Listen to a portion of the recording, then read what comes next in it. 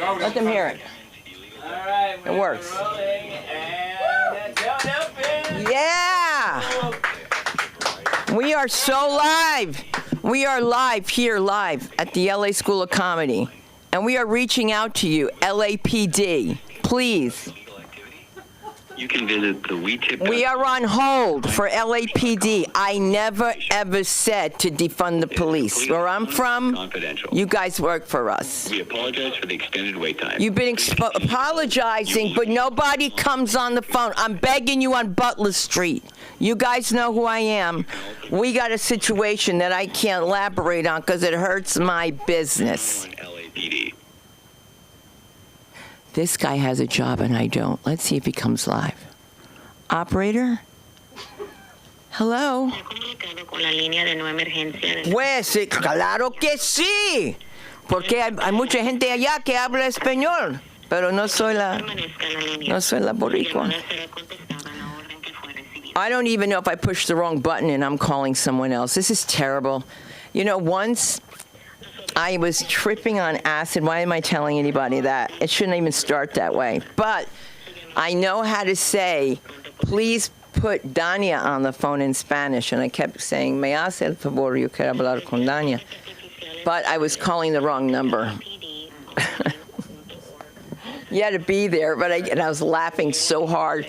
And this isn't funny because she has a father. We had a father, Paul, in our lives. The Spanish kids would lie about their report cards to their parents. They would say an F means fantastic, things like that. So my girlfriend does this with her father. She doesn't think anybody's going to know. They call her downstairs, and she's like, okay, because she's a translator. And she's telling the mother superior and her mother, you know, she's translating for Mother Superior, telling her parents how well she's doing. She's getting A's, this and that. And she said she turns around. And they had Father Paul come in. We thought he just spoke Italian. We didn't know he spoke Spanish. And her father put a foot in her ass. Can you imagine that? Kicked her right in with the uniform on for lying. Oh, my God, mentirosa, never lie. Remember that. To you people who just tuned in, I'm so glad you did, because at the LA School of Comedy, we care. I'm allowed to care about this call. I've got a degree in criminal justice. Oh, it's ringing. It's ringing. It's one ringy-dingy. Operator? You reached the Los Angeles Police. Oh, my God, I could be dying. Put the microphone through my heart now. Please, somebody. Give a round of applause for your comedy concierge, Samantha Lindemann. Your director of the Film Actors Cafe, Aaron McIntyre. And, of course, your social media guy that makes these funny pictures every week that I can't do. Billy Ramirez. I thought they were coming on, and I didn't want to say her name for the cops. I know how afraid you'll get, okay? You'll just leave me here, okay? And guess what? He will take you. He will leave me. All right. I know what's happening, guys. You guys are wondering what's happening. We called the cops like a half hour ago, and then I had you on hold for a while. And guys from Jersey, support your police department. Give them free sausages. Go to topgradesausage.com, all right? And note that we will be doing a scholarship fund for the Jimmy LaParry show, because he always wanted to be a comic. And if you date me, you had to be funny. And speaking of dating me, there's a guy that dated me a long time ago, but now he's not just my sweetheart, he's everyone's sweetheart. All right, let's bring him to the stage. Known as America's sweetheart, he knows what's going on in the news when I don't, because I'm on hold. If it's not them, it's going to be the phone company. No, it's never us. I pick up the phone. But while I'm waiting with my legs swinging off because it got hit by a car, I should log on my mobile device. My mobile device doesn't have a phone on it, but this guy does. Give up for my mobile device, Mark Zaffron, ladies and gentlemen. Come on, get up here and do something. Whoa. What else are we going to call them? Whoa, here we go. So today, my faith in insanity. came back. Finally, I saw a madman with a gun who was there just because he was a madman. Not because he had a political agenda, not because he was a Trumpster, not because he was an anti-MAGA person, because he was just plain crazy. A man with an AR-15 rifle walked through the streets of Midtown Manhattan today at a building I've been in many times and went up to the 33rd floor and started shooting. And he killed the cop. So, you know what, New York, just an aside to my rant, go ahead, elect Mamdani. We'll get more of this shit. All right? So here it is. You just feel good that this man was just crazy. But what's going to happen tomorrow on the news? How is it that this is going to get spun into something political? Who's the first one that's going to do it? Jasmine Crockett? That's all Trump's fault. I hear The Atlantic, hardly the paper of the MAGA loyalists, wanted to interview Jasmine, so they went around for a profile and they were interviewing people, for her background stuff. Now, they weren't interviewing the normal congressperson. They were interviewing Ayanna Presley. It isn't if you're going to get a big criticism of her with Ayanna or with Ilhan Omar or AOC, who I understand is in the doghouse with her boyfriend. He's always been there.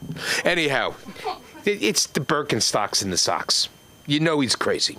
Anyhow, here we go. My wife's sitting in my seat.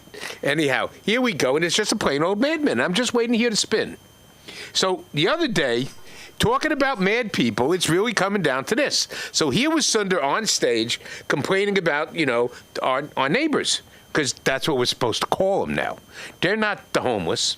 They're not crazy, insane junk addicts. They are our neighbors, and we're supposed to treat them like neighbors. So today, as I came out of my car in the back, going to my office, I watched our new neighbors build their little house. What amazes me is they have a Louis Vuitton bag there. Now, either they stole it, or these people were really down on their luck. So when I passed by this morning at 6:30? 6:15 to go to work, normal time to go to work in Los Angeles when you work on New York hours. I'm there, and it's just, their pallet and their little setup that they have. And then I realized they've been building this for a couple of days. Slowly but surely, the furniture's been coming out. First, I saw a red lacquered table. Then all of a sudden, something else appeared. And then all of a sudden, just one day, boom, overnight, we have this new encampment. And just the tent just went up, by the way. They decided they like it there. All right, the tent's up. That tent's provided to them by an NGO, which gets most of their money from the federal government, which they then go ahead and they donate to the Democratic Party after they line their pockets. So if the feds give them enough money for 1,000 tents, maybe 200 make it to the street. Anyhow, so Sundar was there on stage, trying to get the police to come by and do something about this. I noticed that there's another homeless guy who was coming by to visit. This is going to develop into an encampment because today was one of the worst days in the neighborhood. All of the usual suspects were out. The crazy woman that attacked with scissors, she was in front. We have the one down the street. And the other day, the one down the street, the one who sits there at the corner by the mobile station, she was getting her bag ransacked by another madman who I'm so sure she was stripping on the side. But then I look behind at the mobile station, and there's this couple, all right? He asked me for $1. I said, what do you do with a fucking $1? All right, you can't even get high for $1. I said, and besides, I'm not giving to you anyhow.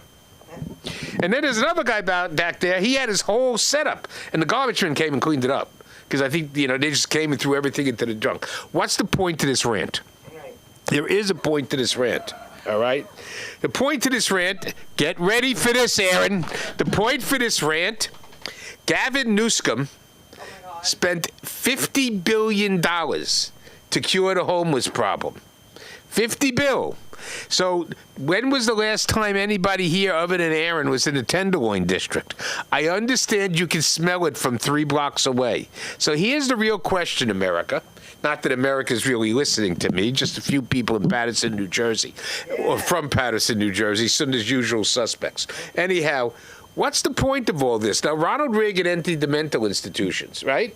So Trump went ahead and signed an executive order that just making it totally responsible to overriding everything. I don't know how he's going to enforce it. Pick these people up and put them in mental institutions where they belong because someone's finally seen the truth. This isn't about migrants. This isn't about some woman who was thrown out of her apartment with her kids. We can help, right? All she needs is temporary housing and a step up and a job. She don't need, all kinds of other services. These people need to be put back in institutions. Everybody says, that's a bow to their freedom. Well, you know what? Freedom's a really weird word in this country. All right? See, I don't know if I have any freedom. I mean it. I'm married to a black Jewish woman, which gives you very restrictive views. Anyhow, where's my freedom? Many years ago, there was a guy called the Wild Man of 72nd Street. He was allowed to do things like strip naked in streets, curse, throw shit, like a monkey. All right? But he had more rights than the people on 72nd Street. These people pay their taxes. They're supporting him. They couldn't move the Wild Larry off the street. Same thing here. What would you rather see? These people nicely tucked away in clean beds in a mental institution on Thorazine? Or would you rather see people with boils on their back? Dozens and dozens down the street sitting there, just waiting to die so some other vagrant can rifle their pockets as he's looking for a needle to stick in his neck. All right? This is a mental illness problem. These people there, that's not normal.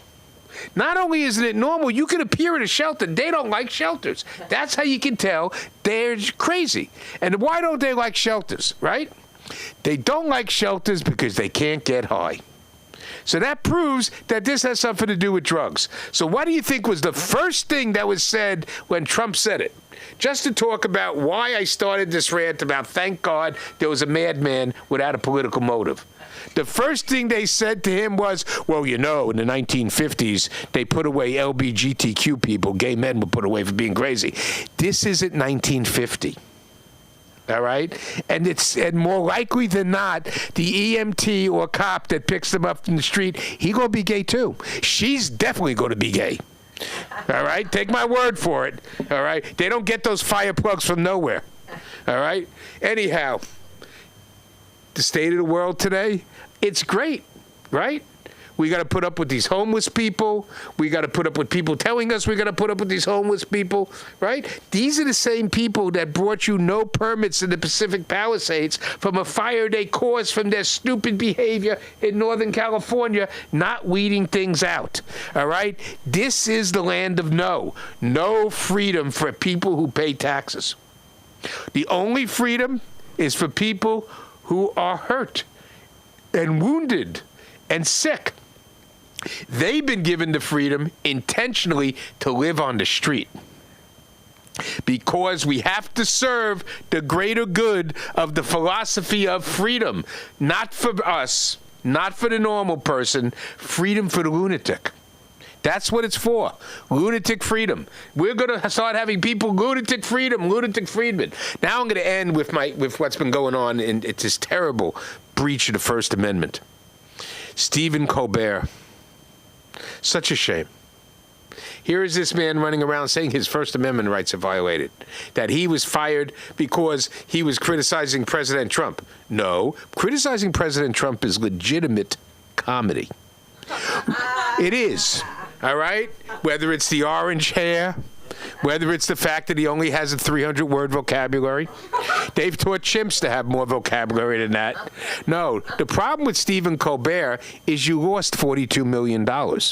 There is no reason, all you people who want to be performers, that an idiot TV show should cost $100 million for 1 hour of television once a night. No. How do you lose $42 million? He had 125 useless writers.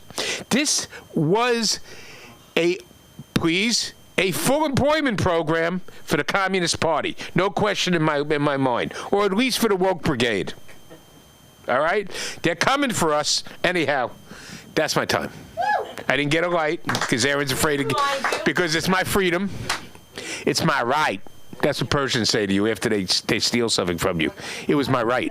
Bring up your comedy concierge. No, why aren't you on stage here bringing people up and doing your job? Oh my God. Could you bring up the comedy concierge? Oh, my God. Well, here we go, ladies and gentlemen. It's a very, very good show today. Here we have straight from Cornell Street, Samantha Lindemann, the comedy concierge. And you're all too young to know who I was trying to imitate. Yes, Ed Sullivan. It's a wonderful show. And the funny thing is, he looked like Richard Nixon. I used to mistake the two of them sometimes. Keep it going for Mark Zaffron, Suda Crunquist, featuring the LAPD. I thought Hunter was a cop. Don't worry about it. Or one of the homeless. Oh my God, stop it. We get it. No. Homeless people have great fashion, and I'm not mad to say it. We all know about it, besides the luxury purses, apparently. I had a really just like fascinating experience today that I probably shouldn't be talking about online, but I am trying to find this person, so I feel like I should share what happened. I made the criminal mistake of trying to go out on a date. Yeah, it's something that I should have never done. I should just keep living in my bubble where I think I'm gonna meet somebody in real life at a fucking open mic. No, I'm kidding. Well, I don't go anywhere. Where am I supposed? I'm working at elementary school with all women. Well, not that I won't date women, but I can't date women at my work. I can't date anyone at my work. My bosses, I can't. That's a whole other situation I also can't talk about online. But anyways, yeah, my mom hates when I say that I could possibly date a woman. She hates that. But it's like I shaved my head and you called me a lesbian, so I don't understand what's going on. So you're a lesbian now. You're a lesbian now. Like, I wish. Oh my God. I pray every night to every God that I could be a lesbian. But I think, I feel like lesbian heartbreak would kill me. So I don't know. I just feel that way. I feel like I would be I'd be a worse lesbian than I am a heterosexual. He agrees. He agrees. I'm going to date a woman just to spite. Oh, thanks, guys. I would need 10 more rings. I would need 10 more rings. And I would never have to drive if I was a lesbian. It would be like a cool thing. I had somebody message me on Tinder, do you drive? Like, do I just have a face that says I don't drive? What? Because I have a vagina? No, I don't drive. I don't drive. It's a public service. I don't drive. I just got a new job being the operator at 911. No, I'm kidding. That would be crazy. I used to think about just volunteering with the suicide hotline, but I think I'd do a really bad job. I think I would do too much. I think I would validate the emotions too much. I'd be like, and that makes a lot of sense. Like, it sounds like there's a lot of people against you right now. You think I should do it? No. Tell me your address, I'll come with cookies. That's my fear too, that I would Uber everywhere. That my whole Uber history would just be people who wanted to kill themselves. I don't know. Maybe there's a show there, a comedian going to, is that bad? Is it bad to say? It's somebody like... I'm a volunteer. I don't care about my own life. Why would I care about your life? I don't care. Do it? Should I do it? Volunteer for it? Something like that. Like, it's like we're in a... it's a podcast mobile. We're in a podcast mobile, and we're going to, like, we listen to, like, a suicide radio, and it's people, they're like, we got another one on this corner and this corner, and we show up, and we're like, hey, guys, we're an improv troupe. In this case, don't say yes, but we are going to and through this. If you didn't want to kill yourself before, you will now. No. That's what people say about improv. It makes me so upset. It is an art form. It takes a lot to do good improv. Of course I would know. Of course. So he always laughs at the things I don't think are like a joke. I don't know. But it makes me think. I go back through the tape and I go, why did Mark laugh at this? Let's dissect it. He was projecting. Let's unpack it. No, I'm kidding. Oh my God. Sometimes my therapist makes these comments. Not sexual. That's not about the date or anything. Oh my God, she would hate this, what I'm saying right now. She doesn't let me live stream. So that's like a big problem we're having right now. You can live stream 911, you can't live stream. I'm paying for this. I should be making money off of my therapy, no? No. Absolutely. It should be an app. Therapy, live streaming. Live stream your therapy now. Let's split the profits. I just got a rose. We're both gonna, I don't know, take our shirts off. No, that's crazy. I had a horrible experience with this dating app, right? We match, we're talking. He super liked me, so I'm like, okay, obsessed, fine.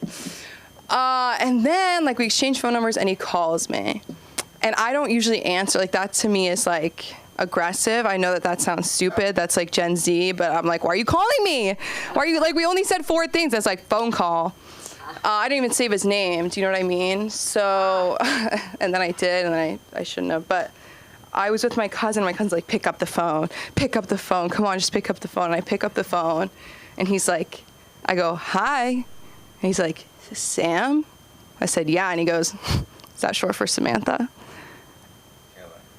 It was just, that's a killer line. That was great. What dead grandparent were you named after? I'm dying to know. Short for Samantha? Or do you have a penis because your name's Sam? Are you a man? Are you a man in hiding? That's why I called. Whoa. That's how it felt to me. Is that short? What is your real name? And also your social, like, my name on the app is, they call me Sam. I guess we're not friends. And I said, how'd you know? And he goes, lucky guys. And I was like, Jake, short for Jacob. And he starts talking about, oh yeah, like it's biblical. And I was like, Old and New Testament. And he goes, I don't know anything about the New Testament. And I go, you're Jewish? He goes, yeah. Yeah. And I said, me too. And he goes, really? That's a weird fucking answer. Really? How can I prove it? You want to see my circumcision? What do you want from me, Jacob? What do you want from me? Because I want your last name, your address, and your current and last place of work. I want to destroy you. I hope you're watching. Your eyebrows are too threaded, and your lips look fake. You'd make a beautiful woman. So anyways, he's like, we're going to go to the zoo. We're going to go paintballing. We're going to go skydiving. And he was talking about his rabbi earlier. And I go, should we bring your rabbi paintballing? He goes, I'd never shoot my rabbi. Oh. Making me look like a freak. I'd never shoot my rabbi. I would never bring up my rabbi on the phone with a girl I'm trying to hook up. Like, what are you talking about, your rabbi? He goes, you're not close with your rabbi? It's just like, it was a lot. But he lives in another state, so I was like, okay, you know, like this would be good for me to like try dating, and then I never have to see him again. Do you know what I'm saying? He lives in Westwood. It was convenient. I was gonna go right after this. We were gonna get together earlier and then see whatever. He was like, let's just get coffee, and then I was like, what happened to the zoo? Because yeah, skydiving, that's a joke. Paintballing, that's a joke. The zoo, I would go to the zoo. I would schlep to the zoo. That's adorable. He's talking about feeding giraffes. I didn't ask. You think you're flexing that you have an extra $5 to feed a fucking giraffe? What if I don't want to wait in line to do something I've done 10 times? He's from LA. You fed a giraffe. It's never different. The sandpaper tongue, we know. We came, we saw, we conquered. Why do I need to see it again? I know you're not going to buy me cotton candy. Whatever. So I wake up this morning with a bad feeling. I go, you know what? He called me 4 to 5 times. That's a lot for me. You know, he said some weird shit on the phone. Maybe I don't need this right now. Like, maybe I'm not chickening out. Maybe this is a God situation. So obviously I do what any woman would do. It's an hour and a half before we're supposed to meet up. And I say I'm at the emergency vet. I'm at the vet ER. And he's like, really? Stupid fucking hoe. Jacob, I thought you were a man of God. I thought we were going to have Jewish kids. He's like, let's have Jewish kids. And then you're going to call me a stupid fucking hoe? Then he calls me the F slur. Then he says I'm a fatty. He's going to roll me down the hill. But he ends with that. And some other things about Israel Palestine I cannot say. So, yeah. Anyways, called me a Muhammad lover. That was crazy. Anyways, I was like, what the fuck is happening? And why are your eyebrows better than mine? Do you go to Fahima as well? Because she's fantastic on Beverly Boulevard. So anyways, just to wrap it up, it's like the insults were really telling. Like, it was like gay, Muhammad, and the last text was just the word fatty. And I find it so funny that that's what he thought was going to push me over the edge.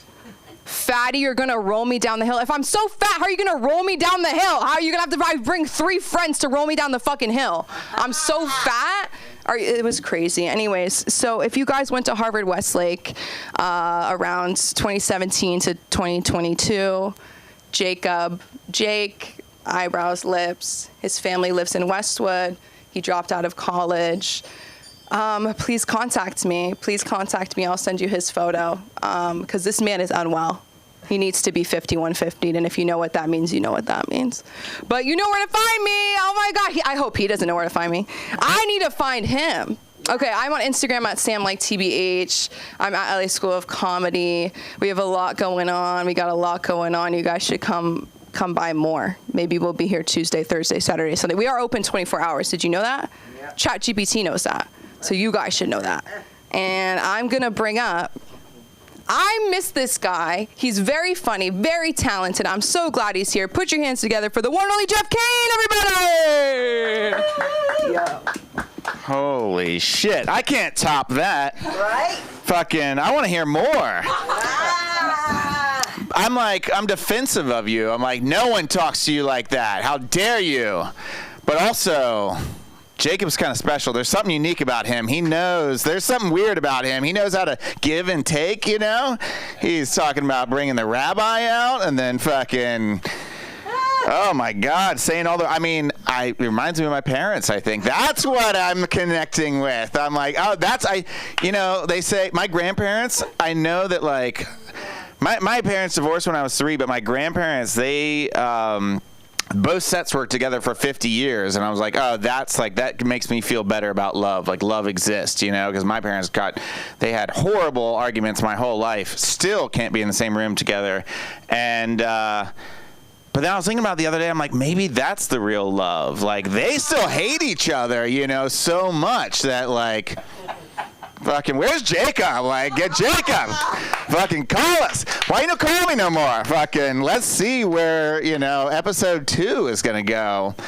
I feel like, you know, it was either that or you're going to do the, you're going to do whatever you were talking about doing, going to places where people were going to kill themselves. I think there's a nicer way to say that, but you might find the one there. If Jacob kills himself, don't care. But if he calls you 4 or 5 more times, you better answer. There's something special. That's all I want to talk about. Are we glad we talked about that some more? Everyone has to talk about that for the first 5 minutes of their set. All right. Let's keep it vulnerable. I'm losing my hair. I know you guys couldn't tell. These 3 spotlights are helping. I think it's burning off as we speak. The best part is I'm like still paying way too much for haircuts. Like, I go to my barber and he's just kind of like, what are we doing? I'm like, just make me feel like I belong. You know, like fucking... at this point, you know, I haven't thought this out very much yet, but like... It's like I'm paying him. Like, I know I should probably just shave my head, but I'm like, I'm paying him. He's a good barber, you know? And so I'm like, he should probably tell me, like, hey, you're done. You know, what are we doing? Like, just quit it. But then he would lose a customer, you know? That's money. So I'm kind of like, I don't know. I'm paying him to tell me what I want to hear, and that's let's keep the dream going, you know? Fucking one more haircut. Like, I don't even know if he can find my hair at this point. He might not even be cutting it. He might be back there making the scissor noises. He's dropping other people's hair. I'm like, this doesn't match mine, but it feels good. It feels good to be in there. I'm just, never know when it's going to be my last. So, it's, I'm like, if you're good, you better find a way, you know? And then I watch him squirm. All right, we'll move on from that. Well, I grew up traveling a lot, you guys, because my mom was a flight attendant, and she was a flight attendant like right out of college. They didn't call them flight attendants back then. You guys know what they called them? Air whores, that's right. Yeah, according to my dad. They're divorced. We covered that. Yeah, no, I do like to travel. I went home to Virginia recently, and when I was there, I went to a rehab facility, not for myself. Haven't hit rock bottom yet. But while I was there was a sign that said autism, and it was an acronym. It said, always unique, totally interesting, sometimes mysterious. And I was like, who's doing the PR for autism? That's the hottest thing I've ever read. It's like, can I put that on my dating app? Fucking mysterious? That sounds like a little naughty, you know? A little sexy. They're going to hashtag nautism. Yeah. It's a hot time to be on the spectrum, though. Am I right? Like, Love on the Spectrum just came out with its 5th season. They're talking about having a spin-off now called Autism Island. They're not going to do that. That I made up. But that would be totally interesting, and I would definitely rather watch that than Survivor or any of these other shows. Yeah, no, but we act like being on the spectrum is kind of, it's a bad thing. It's a disability or something. And it's like, why? What are the two of the biggest characteristics? One, you're more direct. Two, you're less emotional. Sounds like you're a great communicator. Like how many fights would I avoid with my girl if she would just be more direct, less emotional? That one doesn't normally get a laugh. That one's a laugh for me and here, and for maybe some of the guys later. Maybe this guy. Maybe not. All right. What else did I want to talk about? Also, how many times have I told my girl to be more autistic in bed? By that, I mean mysterious. It's sexy. Okay, let's see. I went home, like I said, recently, and I saw my mom. My mom likes to collect things. Anyone else's mom like to collect things? Yeah? Got any examples? Little snowman. Ooh, good one. Little, what do you call those things? They're not trinkets. They're like, Gotchkas. there's another name, I think. I'll think of it later. All right, did you say any? My Matryoshka dolls, my mom. What the fuck is that? So it's like nesting Russian dolls. Okay. All right. That's kind of cool. I was gonna say there's two types of like things you collect. There's things that like appreciate and value over time, and then there's like creepy things, and that one kind of falls into that category. My mom collected nutcrackers, so that one we know which one that one's in. Every Christmas there would just be 40 nutcrackers just staring down at you, just being all creepy. The only other time she'd have them all out was every other day of the year. She's a hoarder. My dad's like, I told you. I'm like, no, there's a hard D in there. He's like, yeah, that's what I mean. No. Yeah. I was home and I was looking for something to eat. Oh, so her most recent thing that she collects now, antique food. Yeah, not like old Campbell soup cans, but like 4-year-old ham. You got it. Yeah, hell yeah. There we go. It's hard to find. Right. She's got 2 freezers full of just old meat for when the boys are going to come home, So I like pull out this food and I'm like, what is this, an old Virginia salted ham? No, it's just, freezer burn on the outside. And I wipe it off and underneath there's like a 50% off, So her timeline for this ham was all fucked up, like that thing needed to be cooked multiple days before she even bought it, probably. She's like, put it in the freezer. We'll cook it in a few years. She loves the deal, so. But yeah, I don't know which is worse, is like the timeline for cooking that ham, or the fact that she moved from a house down to a condo a year ago. So, and she was, she's kind of a hoarder, so she had a lot of stuff. So that means as she was going through everything and deciding what to get rid of, she was like, not you, little ham. We've been through a lot. You're coming with me. It's her emotional support ham, She's going to get it papers and bring it out to visit me. I love that little guy. Oh, man. Yeah. Any other weird things? I did see our boy out there, and he did have a nice bike. That looked way too expensive. He had a dog. That makes me sad. And he is building a high-rise of stuff out there. So I was like, well, that's probably not good, but also kind of proud of you, And you're right. I think maybe they do have more freedom. I think the solution is what are we doing? Why aren't we out there? Too cold. Yeah. Well, you're right. That's like the Matrix, You're like, it's too cold, so I'm going to keep on living this life. Things along that line that's not really a transition to that is that I realized my brother, who drinks like 25 beers every day, he just told me recently, he's like, oh, I'm down to like 200 or something. And I'm like, fuck. I'm like 185. I drank like 12 beers a week or something, maybe a little bit more. And I'm just like, what am I doing with my life? Talk about no freedom. I could have been drinking every single day. He eats whatever he wants. He has chicken wings every night. And I'm like, all my parents and him, they all just eat whatever the fuck they want. And I'm like, 15 pounds away? That's it? I've been ruining my life. It sucks. Why am I trying to be healthy? All right. I'm in a new relationship. Woo! Thanks. And we're getting kind of wild in bed. Hey, yeah, cool, right? She let me wear a mask while we were having sex the other night. That's pretty wild. It wasn't a Jason mask, relax. No, it was an N95. Yeah, she had the flu. It was my idea. She was like, really? You want to have sex? And I was like, let's do this, you know? She's like, with the mask on? I was like, now that I got this thing on, I'm in. I am totally invested.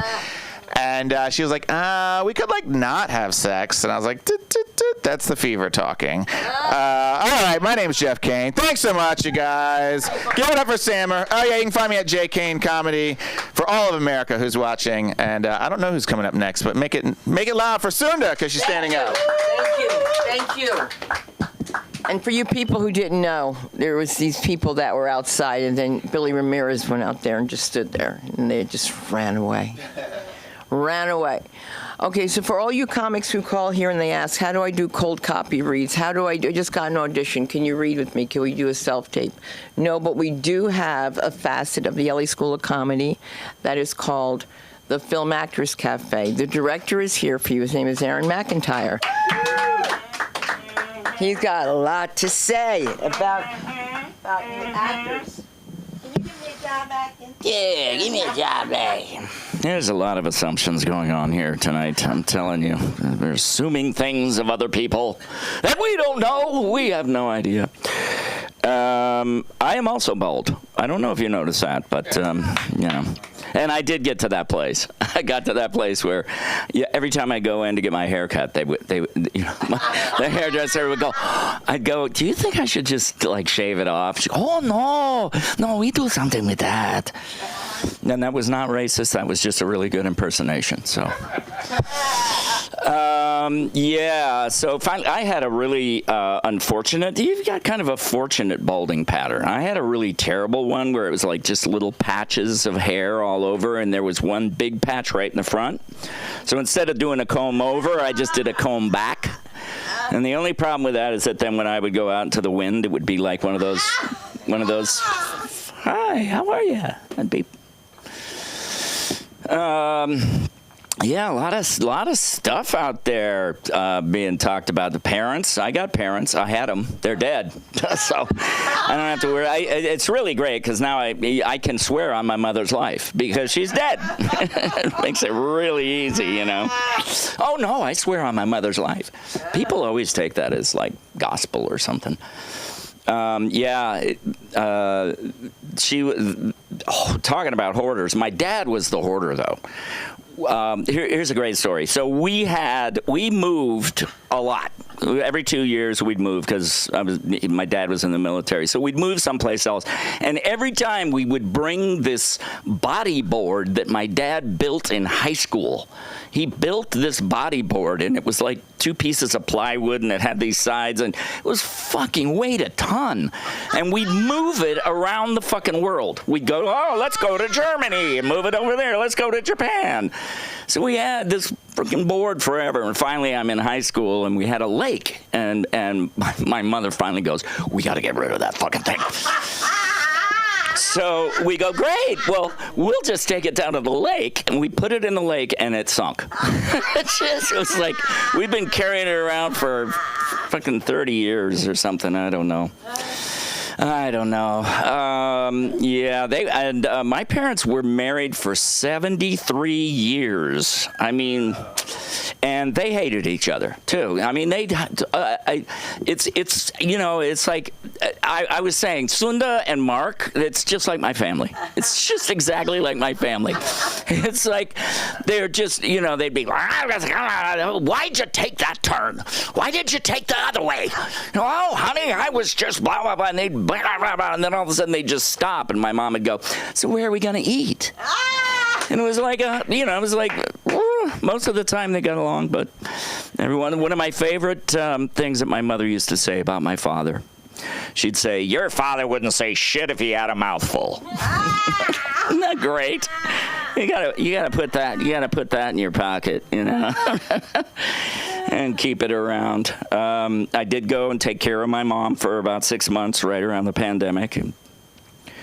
That's usually where people applaud. Thank you. Okay, come on. You know, you'll applaud for recovery, which, by the way, I am in. Okay, I'm recovering. I don't know from what, but recovering from something. But yeah, I went and I took care of her, and I did a really good job because she died. It was good. No, she was ready to go. She used to lay around all day going, goodbye, goodbye, goodbye, goodbye, goodbye, good. And she'd just say it every way she possibly could, just, hoping she'd hit the right frequency or something and God would take her or something. She tried to trip me one time because she was mad at me, But she did this really passive-aggressive thing. One of the things was I was with her and we'd have, it's family, right? And she's fucking old, I mean, it's like, and there's four words that you should never hear when you're taking care of somebody when it takes them a long time to get from one room to the other, and that I have to poop. That's a really bad one. The worst is 2 words. It's I'm pooping. But I used to, she'd always go, why don't you go back to California? She called me for 6 months trying to get my brother out of my house because he was also an alcoholic. He would, he'd go, all right, I'd go out and I have, maybe, 3 pints and then I come home, I only have a 6-pack. And I'm like, Jesus Christ, every fucking day.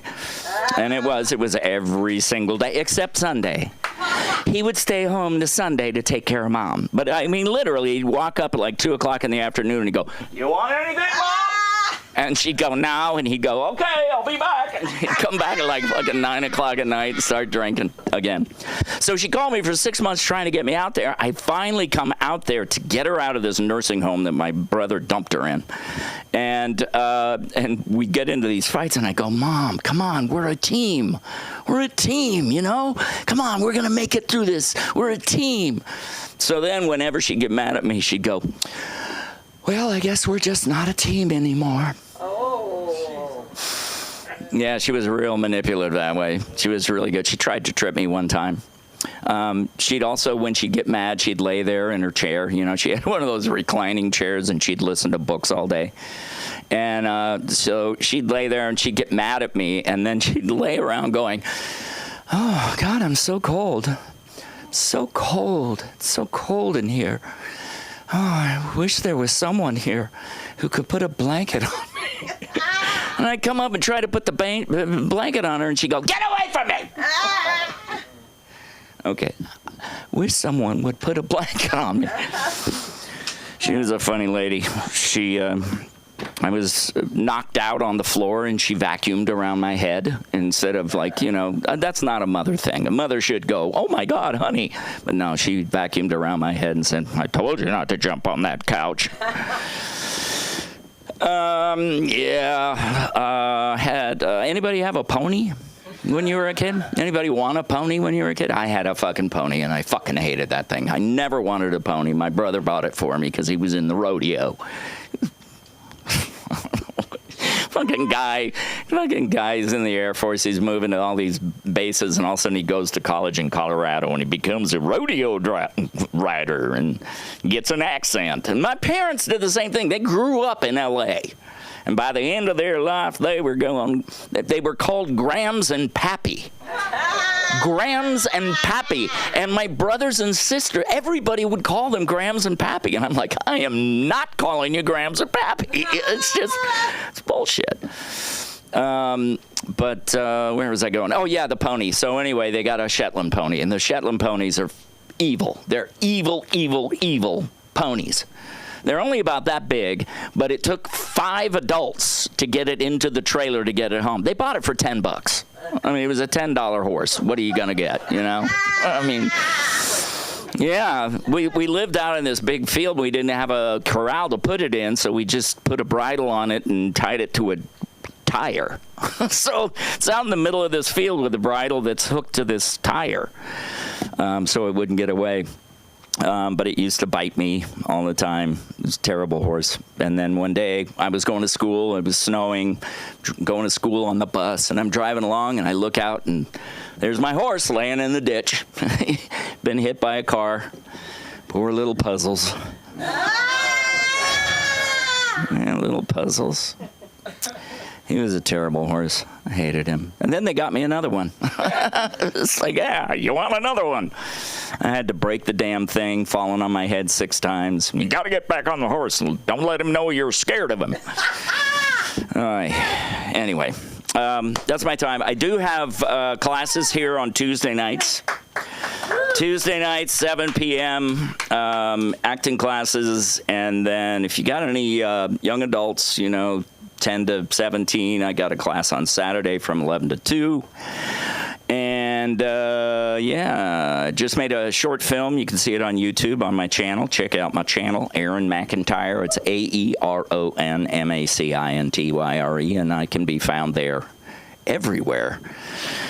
Because I changed my name from another really boring name, and it was a marketing ploy, just so you know. All right, ladies and gentlemen, who do you want me to bring up, Sunda? Well, I think it's time for the one and only Mr. All right, we'll bring him up right now. He's a fixture here. He's a great guy. He's, wears a lot of hats and is into heavy metal and drumming. So give it up for Billy Ramirez.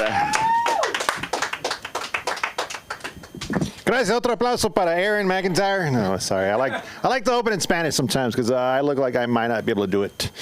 I just I feel like an undercover Latino sometimes. Which is actually convenient nowadays because I'm far more likely to be mistaken for ICE than to be taken by ICE. So anyways, so I'm, I don't know if you can tell from the everything, but I'm first generation Mexican-American. Que pasa familia? Órale. I've never been able to do that whistle. If I could everywhere I'd go, it would sound like an aviary.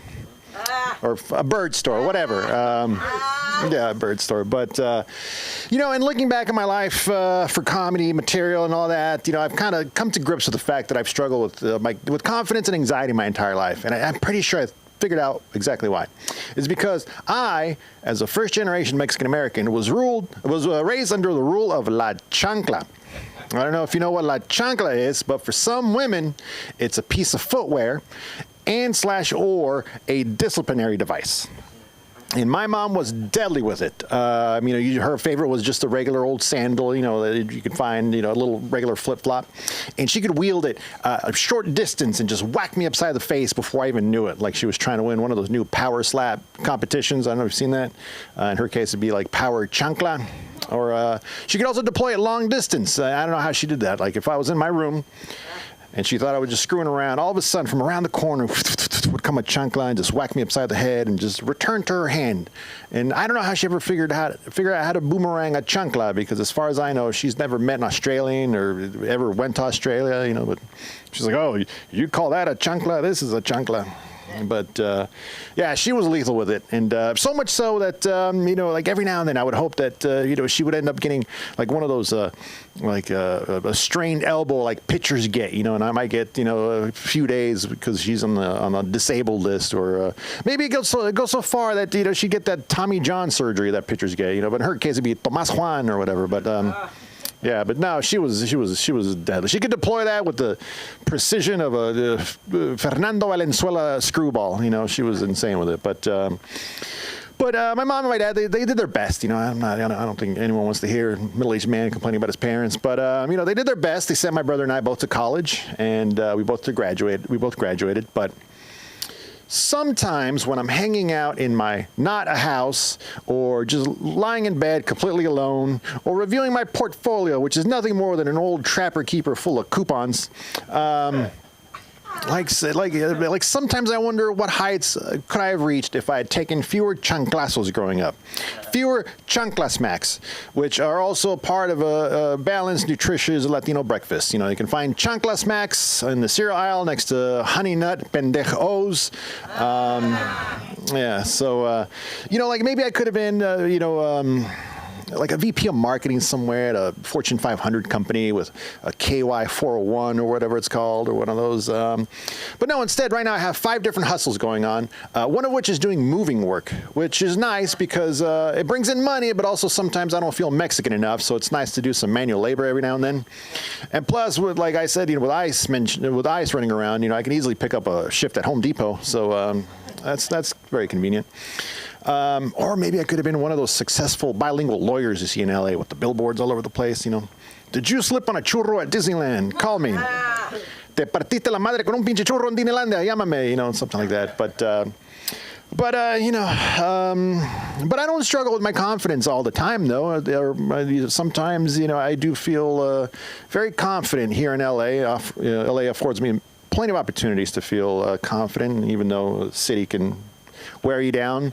Like, for example, whenever I go to a Mexican restaurant, a taqueria, and I hear someone order something like a chicken quesadilla, chicken fajitas, chimichangas, or something like that.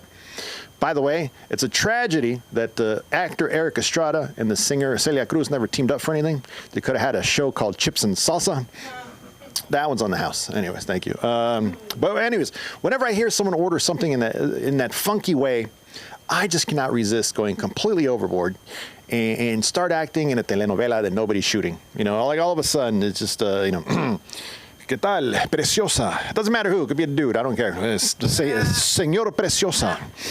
It could be pitch dark in the sun's of my eyes for some reason. En este momento yo deseo 3 tacos de carne asada, un burrito de pollo y 3 churros y una peñafiel. Gracias, por favor, muy amable. Buen provecho, que Dios te bendiga.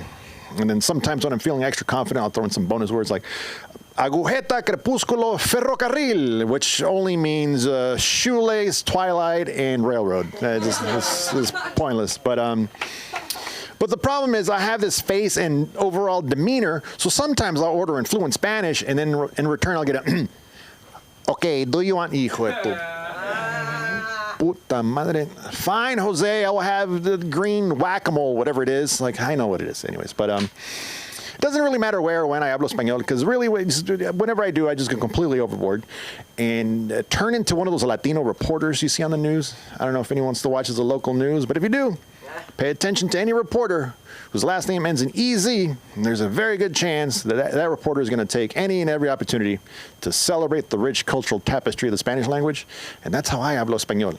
Like a Latino reporter wrapping up a segment, something like, police don't have any further information on the suspect. Reporting live from Rancho Santa Margarita. This is Gustavo Gutierrez. El mero más chingón, tú sabes, güey, for ABC 7 News. Back to you, Nancy. Thank you. That was my trying out of 6 minutes for the Ha-Ha on August 3rd. This Sunday, you can find me at the Ha-Ha. I'm sorry. You were telling us, don't talk while we're... Hold on. There we go. We're learning. Yeah. I'll be at the Ha-Ha August 3rd this Sunday. You can also find me on Instagram and TikTok at Middle Aged Muchacho, and on the internet, like old school, at BillyRamirez.com.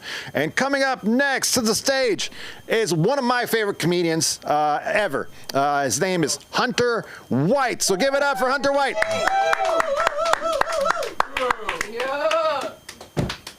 One of favorite comedians ever. I want to point out that me and the 2 comics before me all have head trauma. Just want to point that out.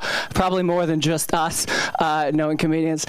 Before I get into it, I want to talk about Jeffrey Epstein. Because I've been into Jeffrey Epstein, not into Jeffrey Epstein, that's a weird way to put it. I've been like following Jeffrey Epstein news since like before it was like on a weird corner of the internet you shouldn't go to. So like seeing everybody now like discover how weird it is, right? Like everybody knows I'm into weird stuff, so they ask me about it. It's like, yo, did you know that there were cameras in every room, even the bathroom? I mean, yeah. And like, I mean, I think like he knew prime ministers, and like I think it's an intelligence blackmail operation. Yeah. Like, I think this goes deeper than we ever could have imagined. Yeah. I'm just over here being like, oh, yeah. And you know, the island. Yeah. And the temple? What? Wait till they find out about the temple. It's a blue and white building, got a weird gold dome. Maybe it has an elevator, ancient deity statues. You look at it from the sky, it looks like a microchip, like controlling humanity. Basically, Jeffrey Epstein is a portal to schizophrenia, so we should all be very cautious. And like, this is the one time that I'm gonna like openly defend our dear Lord and Savior, Donald John Trump. that the letter that we all know we're going to see, we know the letter with like the sketch and the pubic hair signature, right? Here's the thing. People are like giving him shit. He's like, I write no pictures, which is hilarious. And people are like, call him out for lying. Fair, call him out. What I'm not okay with is everybody shitting all over his doodles. That's artistic expression. Don't be rude, right? We've all made crappy art with like not as much repression as that dude, right? And also, we learned in 1933, you do not critique a narcissist's art. There we go, got it, cool. This is fun. I guess I'm doing okay. Like better than I thought. Like about 3 months ago, my life started falling apart. Right? Like I got in a car accident and then there was like insurance problems and I lost my house and then I lost my relationship and I'm still homeless, but somehow I'm fine with it. Right? Which is cool. I'm into like being positive. I just wish it wasn't because I like took the right drugs at the right time. Right? Like I took mushrooms and now I know everything will be okay. But that's like hard to explain to people. But I see the worry. I see it in your eyes. I see the worry in people's eyes. They're like, Hunter, are you sure you're okay? Like, you're homeless. Yeah, I mean, it could be worse. Like, I'm not on the street. I have a car. It's a Prius. Right? Like, if you're on the street in a tent, get that person some help. If you're Prius homeless, I don't know, how much gas you put in that car? Like, why did you get a Prius? Is it a virtue signal or, like, because it's cheap? Then we'll get you your help. Yeah, going through a break, it's like, I don't know. I'm hopeful that chapter is ending. I have a house that hopefully knock on wood will work out. Praise the Lord, please, please, please. I'm real tired of this look. It's not cute at 32. But I realize I'm not afraid of much, right? Like home invader, let's go. I got trauma and a nightstick. We got this. But paperwork, no, right? I don't know. You need my social security card and bank statements? No, take my life. What? It's a slow process. I'm working on it. It's weird to get it all together at the same time, right? My life kind of. I wasn't going to do this, but essentially one of the reasons I think me and her broke up was I live my life on the edge of constant financial ruin, and now I'm homeless, right? So that's where we're at. And going through a breakup, that's a weird term, going through a breakup. We broke up, and now I'm going through it. Right? I feel that's the one time society is yeah, man, you can be sad for 2 weeks, right? You don't have to get to the factory yet. Just be sad. Be a person. It's cool they allow that. Okay. Cool. And I don't know, I did it. I was the one to call it, in the relationship. This was the first time when it wasn't mutual.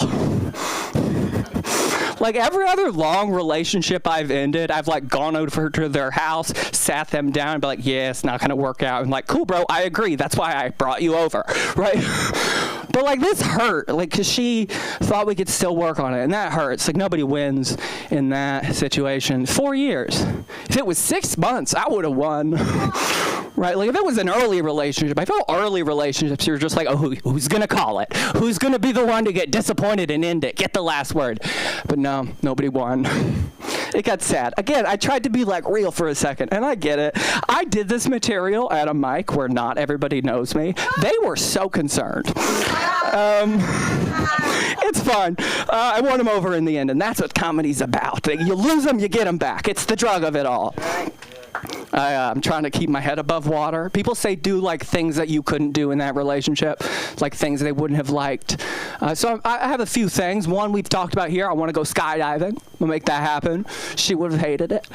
The other is I want to go to the last Blockbuster and get a T-shirt and a picture. It's in Bend, Oregon.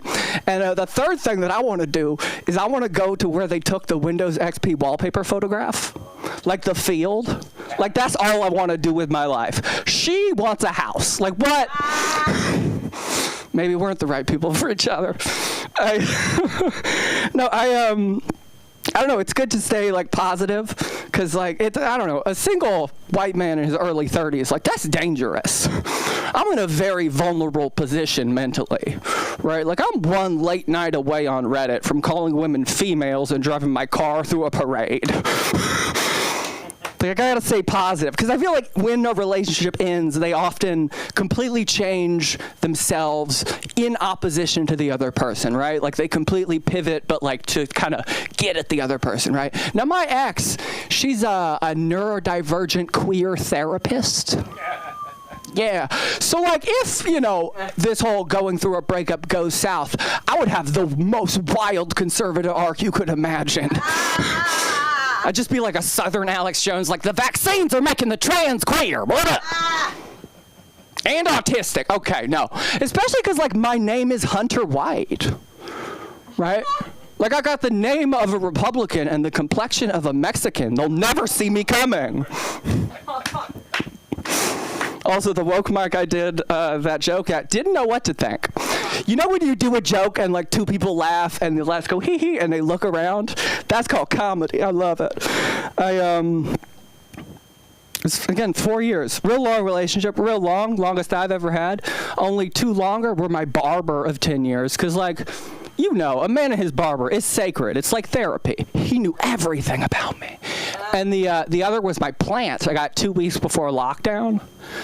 Neither my plant nor my barber ever thought I wasn't considering their emotions. Now here's the thing. I'm a mentally ill comedian. I considered her emotions. Mine were just yelling louder. Okay. Fair enough. I don't know. We like did the work, which was cool. We like did everything. We did couples counseling. We did everything. And there comes a point in like a long relationship where we're like, okay, we're going to do it. We're just going to do what we can. We're going to try to make this work. We're going to do the work. But no one tells you that doing the work is just crying and then talking about it a whole bunch. Right? I don't know about y'all. I'm cool with crying. Don't really love talking about it very much. Like, I'm a cry. You can observe or leave the room. Like, what? Like, we don't have to talk about it. Remember how she was a therapist? The clues are coming together on why they didn't work out. Also, is that a 2 or 1 minute light? 2. Cool. I don't know. Maybe it's for the best. I've been trying to figure out my place in LA, trying to fit in. What's more LA than not being in a long, committed relationship, right? Like, this is maybe my place for a while. And I don't know, I'm like, it's like weird feelings and urges, right? Like on one hand, I want to like make out with anybody anytime. But on the other, I want to be touched by nobody forever. Does that make a lot of sense? And like, I don't know, I was like not going to get on the apps because I don't want to do that. And also I don't want like people to see in a whole fucking thing. But of course I'm a sad man who lives in a hostel right now. So I downloaded one of the apps. But I was like, okay, so like, is there Grindr for straight people? Does that exist? Because 4 years ago, it didn't exist. They were always scams, right? But today, it exists, right? I asked ChatGPT, that hooked me up, cool. And so I was like into this. I was doing this, and then all of a sudden, I had to delete the app. Because, as I was going through the apps, guess who I see but someone who has a photo with our dear comedy concierge, and shit got too real for me. I'm viral. You are viral. Congratulations. You're in other people's dating profiles, so chill. Is it me? It might have been. I think that was the name. Yeah, it was. Yeah, it's not them. It just got too real. No, he's in my DMs right now. No, I don't know. Again, weird feelings. Like, I don't know. I bought a sex toy, but like at Target. That was an odd impulse purchase. Where I was like, oh, what do I need? Like soap, shampoo, I can't forget conditioner. What's that? Oh, a fake vagina, sign me up, right? Like, what low-wage employee will open this case for me? I hit the button, then had to wait. You know when you request service at Target for like a razor blade or a toothbrush and you wait? It's just right next to that. I was just standing there. There were families walking by and I was like, yep, this is the condom and weird things aisle. Let's go. I think this is it. No, it's weird being single. It's hacky to say like, oh, it's a different world. I don't have time for this. Have a great night. My name is Hunter White. Have a great night. My name is Hunter White. You can find me On the internet at My Name is Hunter. Yeah, have a great night. Give it up for Sue. My name is Hunter. I love it. All right. He's our in-house photographer. I just want to mention that because we're trying to put a montage together. Maybe you can do it faster than us. We're trying to figure it out how. When I have a computer again, I can get back to stuff. We'll talk about it. We have computers. Anything you want to become a star is right here in this room. It's up to you to commit. Because you do have a home. A hostel is a home. I used to perform in hostels. I did. I had no idea what they were. I was everywhere. Every time she brings up a Jewish guy, I'm like, I know him. She's like, no, he's like 50 years younger than you. I said, I definitely know him. Oh, my God. How right was I? What? How right was I? I was right. And then I had a teacher's kid come up to me and say, Sunda, in the temple, nobody's there. Sunda, he says, did you ever watch the Real Housewives of New Jersey? I love the way they talk. They're from Patterson. Do you know them? Do you know them? I said, sweetheart, you shouldn't be watching this at your age. Does your mother know this? And he comes up and kisses me in my mouth. Oh my God. And it was my Viva's ex. Okay? So I was just like, this is so uncomfortable. And his father's in jail. The rep. No, another person. What do you get? Holy shit, it's right in the temple. I was like, did he just put one on me, like plant one on me like that? And the children, they'll get you in trouble. That's right, we got to watch out for those father harassers. All right, so I was just saying that to try to bring up somebody who's so funny. What? No, he's funny, and I'm going to tell you something. There's got to be a way that we do a night. Like, there's people in this room whose parents are historical, like Lee Schwartz. His father is historical. He's the creator of a show called Candid Camera that came out in the 60s. And yes. So that's why he's very, and you know, he's one of the creators, whatever, but that's why he never took his father seriously.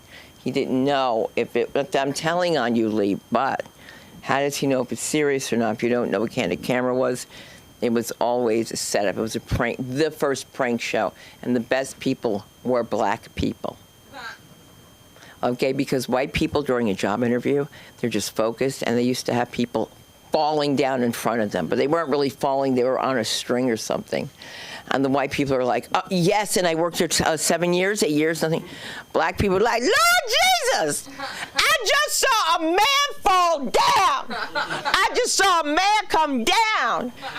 And then they had one time, I shouldn't do this while he's not here, but I am. They had one time where Santa Claus comes down the chimney. It was at Christmas time. And the white people were like, oh my God, Santa. And the black guy was like, bam. And the white lady was like, no, the black lady was like, ah! Because, you know, Santa Claus is not a white man in a black household when you think about it. Santa Claus is a black man. And the reason why I say all this about, like, kids from, like, kid actors, like, I'm bringing up this kid actor right now, and so many people out here, hey, thanks, Mark. Yawn a little bit louder. Move it in like this a little bit louder. There was just a show that I loved doing this routine back east where it's going to kill, unless you identify what the show was. Not that you want to put it in right now, but I'm just like, if you had to bang this out, my name is Beep Bop Bo. I used to be a kid actor. I used to be on a show, a romper. Like, they said my name through it, but they didn't have Keyshawn at the time. They didn't have Shaniqua. Didn't know how to get updated. I'm thinking along that. Later on in life, I got married because why? I guess I'm supposed to, and I'm a nice guy, you know, so she wanted to get, so I did. I'm a nice guy. Remember, the callback is nice guy. Sorry to do this for you, but I have to refresh it like that because, you know, listen, then she says I want to get my whatever, and I got to go to East. I'm going to move East. She didn't say Middle East. Oh, yeah. Kuwait? Queens? All right. What? All right. You see how fast that is, though? Instead of him going over, because I want him to be tight. And that was tight, that you did a tight 6. It was beautiful. Really tight. It was really tight. It was great. All right, so I'm going to bring up this guy. I don't know how we're going to do this with him, but we have another child star. And you're not a victim like poor Lee Schwartz. I mean, who knows what they made him do? Walk around in shorts as a prank? In a dress as a prank? We don't know what this poor guy went through. Oh my God. Instead of ordering coffee, let's just give it up for the comedy of Jared Taylor. Let him hear you. So give him the light at 3. Hey, it's great to be with you all tonight. My name's Jared Taylor. You're right. I was a child actor, and I participated on the Romper Room program for about 1 week. I was bound to come out here to L.A. I think I've been in suspension for about 25 years. Well, closer to 45 years or so. But I've been through a lot. Man, going through a splituation right now. It's some high drama. My wife flew in from Kuwait. She got her stuff last weekend, and the apartment's looking pretty bare. You know, I can tell like who did most of the decorating, most of the purchasing, and it's an opportunity for me to like branch out and distinguish my own tastes. But yeah, like I said, been married for 25 years. We're both the oldest of 6 kids, raised in a Mormon household. You know, I was kind of fish out of water. Grew up in Maryland, but eventually caught ties with my Mormon wife, and we settled down in Utah and raised a family, 1 kid, 2 kid, and I've been out there hustling in the construction industry, and she wanted to get a PhD. She wanted further education, which made a lot of sense. And you know, after we raise these 3 kids, and then we come down here to Los Angeles to find new opportunities here. And you know, art history, that was her background. Put her through a PhD program. And I'm thinking, there's some opportunity for you as well as myself. I'm working at LAX in preparation for the Olympics, so work going on there. And then she takes, and I'm thinking, we got the Getty Villa here, we got the Huntington Library. There's some options for her. So.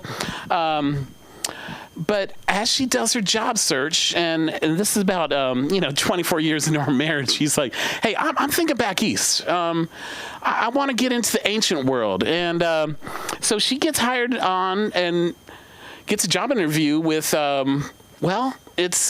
says she wants to go to the Middle East, and I'm thinking, and she says.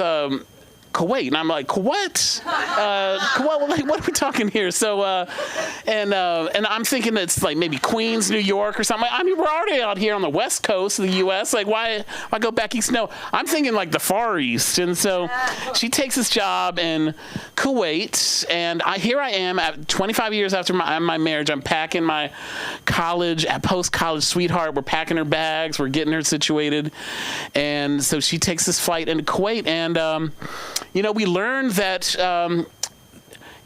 she's off to a start. She's picking up these classes, but there is no like HR department, like a traditional HR department where you can make complaints. People are getting fired over really arbitrary things, like. Some male teacher touches the hand of a female student. He's gone. Somebody says, "I'm sick." He thinks he has permission, but comes back and finds he's out of a job. And did I say that Kuwait is right on the equator? Like, you have the sun like bearing down on you, just right on you. And the driving there is like Mad Max beyond the Thunderdome. It is people like crisscrossing lanes and moving every which way. So, we're thinking about.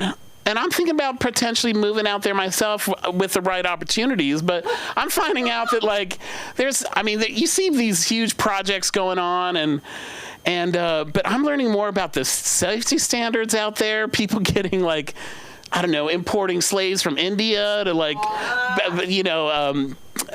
cast in place a bridge or something, and huge casualties going on.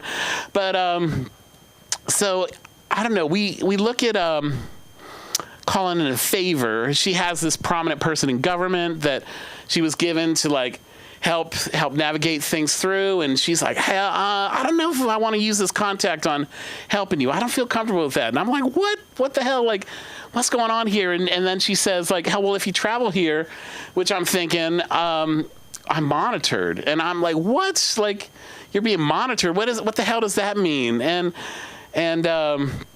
so I don't know. It's she fell for some guy at work, and it's heartbreaking. I know, but it was, it's one of those things. It's you got to roll with it. So yeah, we've got kids. They're 2 in Utah, 1 on the East Coast, and so I don't know. It was.